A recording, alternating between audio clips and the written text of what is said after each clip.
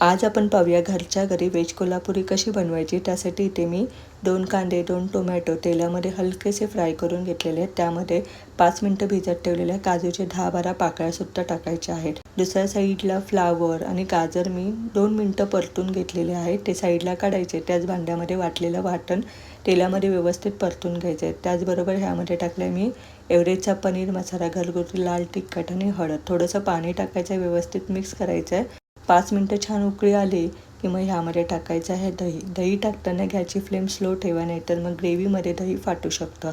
आता ह्यामध्ये फ्राय करून ठेवलेल्या भाज्या आहेत त्या टाकायच्या आहे। व्यवस्थित सगळं मिक्स करायचं आहे। मटर टाकायचं आणि छान भाजी शिजू द्यायची आहे। शेवटचे 10 मिनिटं असतात तेव्हा ह्यामध्ये टाकायचं आहे मीठ आणि पनीर। सगळं व्यवस्थित मिक्स करायचं। थोडंसं यामध्ये पनीर कुस्करून टाकलं आहे म्हणजे छान दाटसरपणा येतो। कसुरी मेथी आणि कोथिंबीर टाकून गरमागरम भाकरी पोळीबरोबर सर्व करायचं। चला लाईक करा।